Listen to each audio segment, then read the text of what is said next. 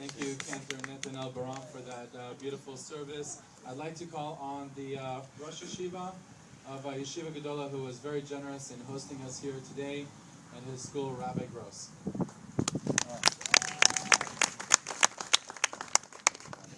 First, I'd like to welcome everybody here.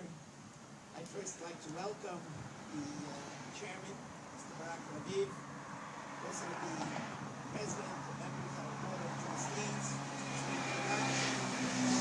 Eldridge, are always involved in some kind of a charitable event, and especially this event that we have here today, which is so important. At the same time, I'd like to also welcome all of the guests that have come to the yeshiva at this time for this dedication. And once again, I think it is so important and so appropriate, especially at this time that you've come. I was mentioning before about how I have children living in Israel. I'm sure many of us have children, relatives living in Israel, and how you hear from them reporting right before Sabbath on Friday afternoon, sirens go off, people with their children rushing in terror towards the different places where they have to hide from the missiles. And you can imagine the fear that these people go through. But somehow you feel that there's something very, very special about the Jewish people. The different things that you hear about how the missiles are shooting towards Israel, and they just don't hit their mark. About the missiles shooting towards populated areas, and somehow they're able to be shot down by the Israeli missiles that are there to protect them. And you know that it's a special, what we call siyata d'shmaya, special helping hand that comes from the Creator of the world. It's there to watch over our people of Israel every moment and every time.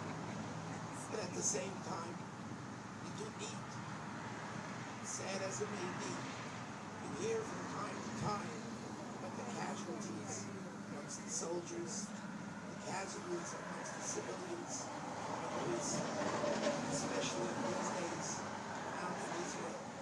For this reason, it's so important, perhaps more than ever, that you have this ambulance that's been sent off to Israel.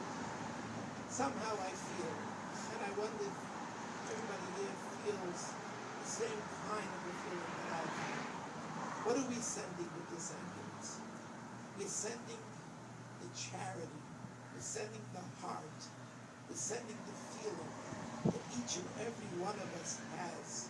The mitzvah of tzedakah, the commandment that God gives us, that we have to be involved with our fellow man. We have to be compassionate. We always have to look out for them. And I feel that it's this that saves the people in Israel, perhaps more than anything else. What goes along with this ambulance is the charity, the heart, the feel of every single person that's here today, and especially those people that went out of their way to dedicate this ambulance that's being sent to Israel. Let us all hope and pray. We have to pray. Let us all hope and pray that peace should come to Israel, that our sisters and brothers, children, relatives, friends should all be safe and sound. And the day will come. We will all together go to Israel, together with all of our friends and relatives in Israel, in peace and in harmony. Amen.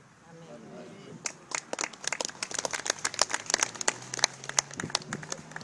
Thank you, Rabbi Gross, for that. And before I introduce our next person to represent the Israeli consulate, Carolyn Benetton is our Director of Public Affairs at the Israeli consulate in Los Angeles. She's also the longest-serving representative of the Israeli consulate here in Los Angeles. And Carolyn, I remember a few months ago we invited the Consul General David Siegel to come speak to us in another ceremony that we were doing. And we didn't know that there was going to be a war, and he came, and it was a beautiful ceremony, and there's a lot of simcha, a lot of happiness. And it's an incredible feeling to know that that ambulance is in Israel right now, rolling the streets of Israel, saving lives. And when you look at this ambulance, it looks brand shiny and new, and it's going to be a lot of fun to drive it. And if the nice folks at the agency will let me, maybe I could take it for a little spin around town before we send it off.